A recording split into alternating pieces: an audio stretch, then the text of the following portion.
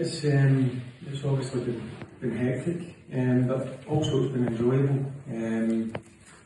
Surprised that I obviously got the call on Sunday, but it only took 5 minutes to agree to become the interim manager until the end of the season. Then it was a case of me trying to get my staff together, which thankfully took only about 10 or 12 hours, because I was worried in case it would drag on a wee bit, but thankfully it wasn't the case, and I got the 3 guys that I wanted to come in. Can you tell us a bit about, obviously, all these 3 guys are known, working alongside Sam as well, but why for you did you want those 3 as your first choice?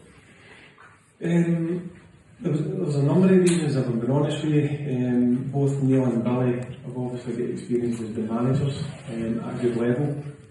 We've obviously, alongside Alan, played with the club. We obviously know the demands and the expectations, so that was important to me as well. And they're bubbly about the place, as I mentioned, they're big characters.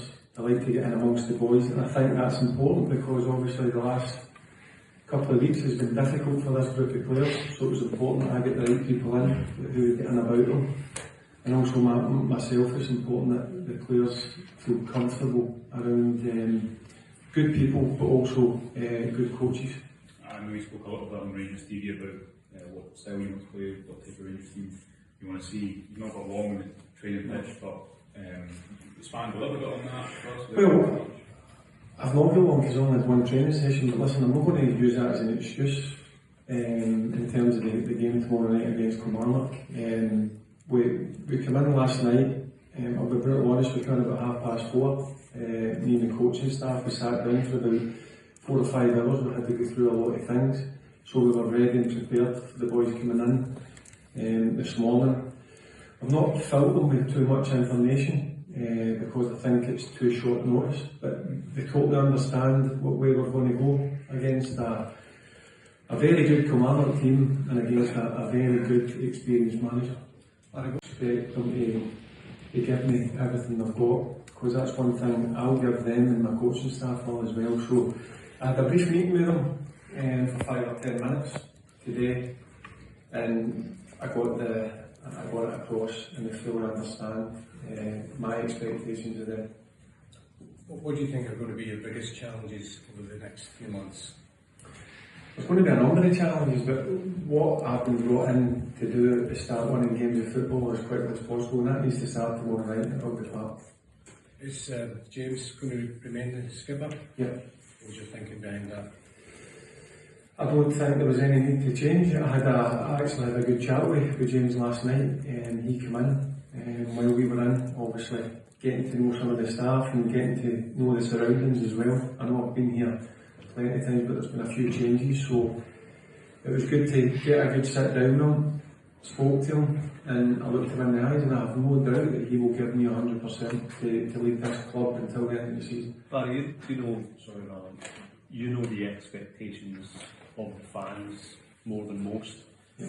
What realistically would success look like for you in your backroom team between now and the end of the season? Well, we've got 11 weeks to go. We've got a number of games, albeit we're still in the Europa League. We have to try and be positive and make sure we win every single game. Now that's a big ask, I know that, but listen, I'm positive. I need a bit of positivity about the place. My staff have been like that, and the players fully understand that.